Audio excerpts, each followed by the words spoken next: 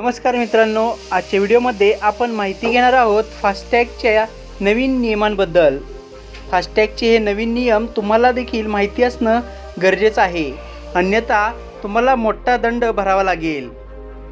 FASTag वापरण्यासाठी ही अत्यंत महत्त्वाची अशी बातमी आहे।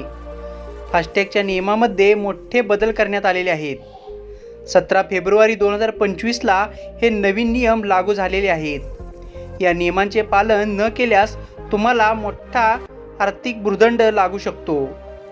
नवीन नियमानुसार जर तुमच्या फास्टॅगमध्ये कमी बॅलन्स असेल, पेमेंट करण्यास विलंब झाला असेल किंवा फास्टॅग ब्लॅकलिस्ट केला असेल तर हा दंड तुम्हाला लागू शकतो।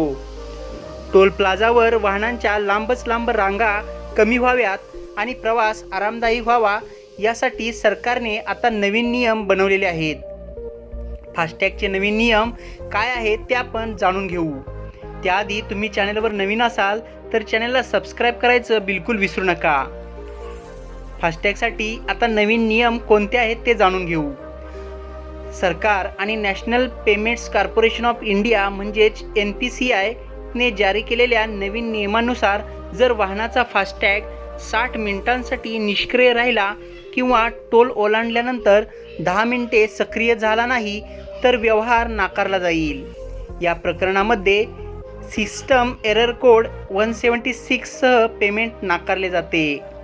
या व्यतिरिक्त जर वाहनाने टोल प्लाझा ओलांडल्यानंतर 15 मिनिटांपेक्षा जास्त वेळेत पैसे भरले तर फास्टॅग वापरकर्त्यांना अतिरिक्त शुल्क भरावे लागेल। टोल भरणे जलद आणि सोपे करण्याच्या उद्देशाने हे पाऊल उचलण्यात आलं आहे।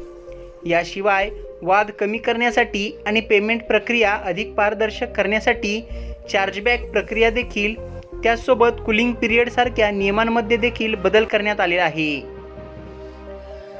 टोल पेमेंट सिस्टम अधिक सुरक्षित आणि कार्यक्षम करण्यासाठी हे बदल करण्यात आलेले आहेत। NPCIच्या आकडेवारीनुसार डिसेंबर 2024 मध्ये फास्टॅग व्यवहार 6% वाढून 38.2 कोटी झाले, तर फक्त नोव्हेंबरमध्ये ही संख्या 36 कोटी होती। शिवाय फास्टॅग व्यवहारांचे एकूण मूल्य देखील नोव्हेंबरमधील 6070 कोटी रुपयांवरून 9% वाढून 6642 कोटी रुपयांवरती पोहोचलेले आहे। फास्टॅगशी संबंधित नवीन नियमांबद्दलच्या सर्वात जास्त विचारलेल्या जाणाऱ्या प्रश्नांची उत्तरे काय आहेत आणि कोणते प्रश्न आहेत हे आपण जाणून घेऊ। कमी शिल्लक, उशिरा पेमेंट किंवा ब्लॅकलिस्ट असल्यावर काय नियम आहे? जर तुमचा फास्टॅगमध्ये पुरेशी रक्कम नसेल किंवा कोणत्याही कारणास्तव पेमेंटला उशीर झाला असेल किंवा तुमचा फास्टॅग ब्लॅकलिस्ट झाला असेल तर तुम्हाला दंड भरावा लागेल। म्हणून तुमच्या फास्टॅगमध्ये नेहमीच पुरेसा बॅलन्स ठेवा आणि वेळेवर पेमेंट करा। दुसरा प्रश्न म्हणजे जर फास्टॅग निष्क्रिय झाला असेल तर काय? समजा तुम्ही टोल प्लाझामधून जाणार आहात, पण टोल ओलांडण्याच्या अगोदर 60 मिनिटं आणि टोल ओलांडल्यानंतर 10 मिनिटं काही कारणास्तव तुमचा फास्टॅग सक्रिय नसेल तर तुमचा टोल भरला जाणार नाही। सिस्टम एरर कोड 176 ने तो नाकारला जाईल। म्हणून तुमचा फास्टॅग नेहमी सक्रिय असल्याची खात्री करा, नाहीतर तुम्हाला दंड भरावा लागेल। उशिरा पैसे भरल्यास तुम्हाला अतिरिक्त शुल्क भरावं लागेल।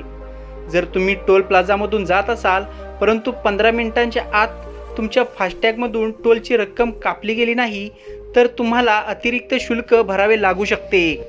म्हणून टोल प्लाझामधून जाताच तुमचे पेमेंट त्वरित झाले आहे का याची खात्री करा। कमी बॅलन्स असल्यास कोण जबाबदार? जर तुमच्या फास्टॅगमध्ये कमी बॅलन्स असेल आणि त्यामुळे तुम्ही टोल भरणे शक्य नसेल तर टोल ऑपरेटरला याची जबाबदारी दिली झाली। टोल नाक्यावर रिचार्जची सुविधा।